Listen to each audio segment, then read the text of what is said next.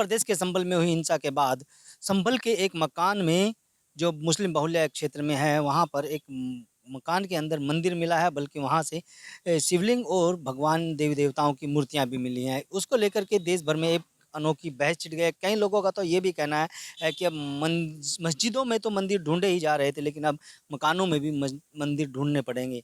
कहीं ना कहीं देखा जाए तो इस को लेकर के विपक्षी दलों में भी और इस्लामिक जगत में भी खासा आक्रोश देखा जा रहा है। हमारे साथ सहारनपुर के युवा कांग्रेस नेता हैं, उनसे बात कर लेते हैं। काजी फरहान साहब, उनसे काजी साहब किस तरह से देखते हैं पूरा जो मामला है? अब मस्जिदों में मंदिर मिल रहे हैं, मूर्तियाँ मिल रही हैं, देवी देवता। देखिए, भगवान या अल्लाह सब एक है। इस टॉपिक को छोड़ के ना देश जो है विकास की तरफ जाना चाहिए।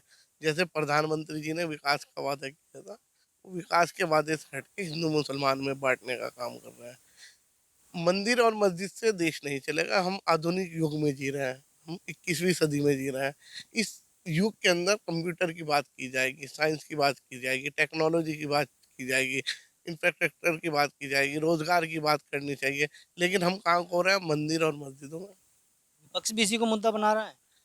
देखिए, मैं विपक्ष तो विपक्ष होता है, लेकिन मैं माननीय प्रधानमंत्री की सोच की बात कर रहा हूँ। जो माननीय प्रधानमंत्री ने सोच अपनी लोगों के सामने रखी, जिस वजह से वो प्रधानमंत्री बने, उनकी आधुनिक सोच थी।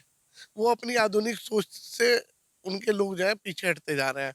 उनकी बात को पूरा नहीं किया जा रहा है, प्रधानमंत्री जी की बात को।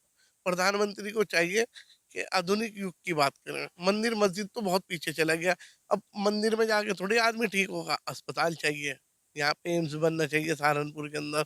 यहाँ पे मेडिकल कॉलेज है, उसके अंदर डॉक्टर होने चाहिए। मंदिर या मस्जिद में जाके थोड़ी आदमी ठीक होगा, या किसी मज़ार पे जाके या किसी और जगह जाके। आदमी को चाहिए डॉक्टर। आज इस क्या कहेंगे आप? क्योंकि मस्जिदों के नीचे जो मंदिर निकल रहे हैं, मूर्तियाँ निकल रही हैं, तो कहीं न कहीं कोई तो इफ़ेक्ट होगा जो अब सर्वे हो रहा है। मूर्तियाँ कहाँ निकली? कौन सी मस्जिद के नीचे से मूर्ति निकली?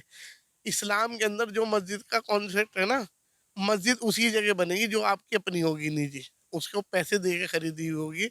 आप देखना, हिंदुस्तान के अंदर इतनी सारी मस्जिदें हैं, कोई भी मस्जिद ऐसी नहीं होगी जो सड़क पे बनी हो, अवैध हो। सबके कागजात होते हैं। इस्लाम का कॉन्सेप्ट ये है कि किसी को परेशान नहीं करना। अगर हम मस्जिद भी बना रहे हैं तो उसमें भी हमें जगह छोड़ के बनानी है। अपनी टॉयलेट की जगह अपनी मस्जिद में बनानी है। सड़क का यानी अतिक्रमण नहीं करना है। जो अतिक्रमण कर रहा है वो मस्जिद मस्जिद में करे या मंदिर में करे, वो गलत है। आप इस बात को कह रहे हैं कि जो अपनी जगह होगी, मतलब मस्जिद में रहने वाले लोग चोरी नहीं करते। लेकिन बिजली चोरी का मामला सामने आया, 4 मस्जिदों में, एक मदरसे में करोड़ों की बिजली चोरी पकड़ी गई, इसको क्या कहें? उन्हें जेल भेजें। जो ये गलत कर रहे हैं वो तो इस्लाम से खारिज लोग हैं ना। इस्लाम के अंदर चोरी तो किसी भी चीज़ पे नहीं है। हमारी दुआएं कबूल कब होंगी? जब हमारे दिल में बेईमान ना होगा तो हमारी दुआएं नहीं कबूल होनी। हम ईश्वर से क्या मांगते हैं? ईश्वर हमें क्या कहता है? हम सच्चे बने। सच्चे कब बनेंगे? हमें टाइम पे टैक्स अदा करना चाहिए। जो सरकार का जो हमें देनदारी है ये भी देनी चाहिए। इस्लाम का हकूक है ये। हमें सरकार का टैक्स भी पूरा देना चाहिए। हमें बिजली का बिल भी पूरा अदा करना चाहिए। उसमें चोरी नहीं करनी चाहिए। अगर वो कर रहे हैं तो बिल्कुल गलत है, नाजायज़ है। उस मस्जिद में तो मेरे हिसाब से मुफ्ती साहब को फतवा देना चाहिए कि वहाँ के लोगों के साथ उन्हें कहें ये बिल्कुल गलत है। जितनी उन्होंने चोरी करी उसकी अदायगी करें। अगर हम उसका पश्चाताप। बात करें मुख्यमंत्री योगी आदित्यनाथ जी की, उन्होंने सदन में कहा है कि जब भी कोई इस्लामिक पर्व होता है तो किसी तरह कहीं झड़प भी नहीं होती, हिंसा नहीं होती। लेकिन जब हिंदुओं का त्योहार आता है तो उसी दौरान ये हिंसा की बात आ जाती है। कहाँ तो इसको लेकर क्या कहेंगे?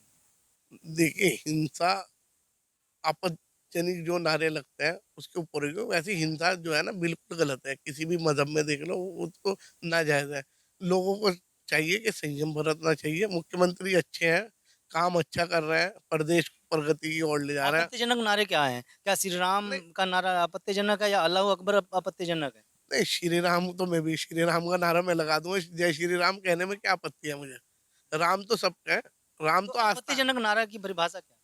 जब वो कटमुल्य वाली बात करते हैं, जब वो काटने की बात करते हैं, लोग उससे भड़कते हैं। आप जय श्री राम आपत्तिजनक नारा नहीं है।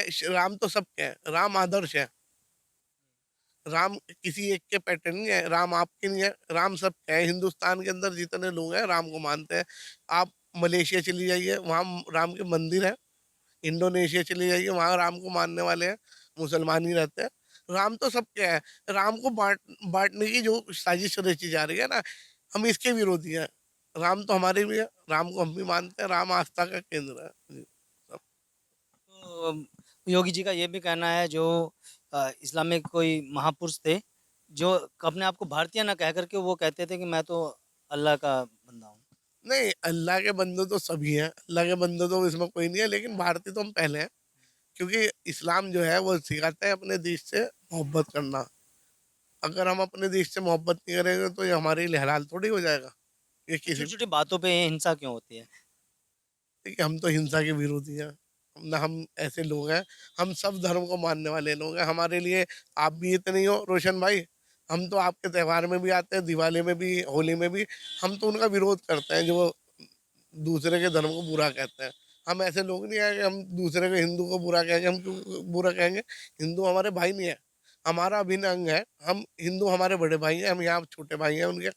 हम बहराइच की बात करें, बहराइच में हिंसा हुई, उसके बाद संभल में हिंसा होती है। तो इन हिंसाओं को लेकर के क्या कुछ कहें? क्योंकि अब आप युवा नेता कांग्रेस के विपक्ष में बैठने के नाते कांग्रेस ही इसको मुद्दा बना रही है।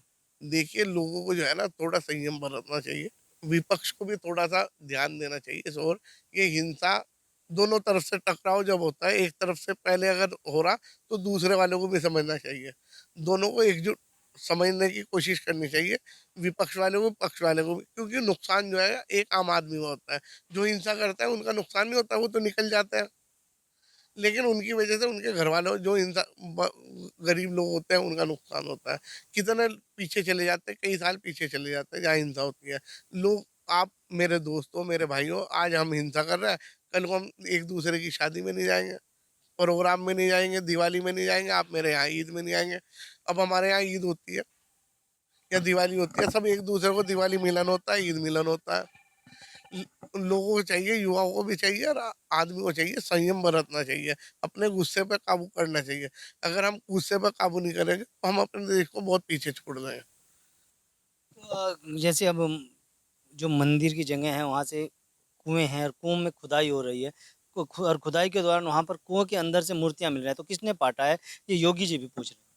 ये तो सरकार का है, कुएं के अंदर ऐसा है, जब कुछ आयतें खराब हो जाती है ना, उसे हम कुएं के अंदर फेंक देते हैं, पानी के अंदर।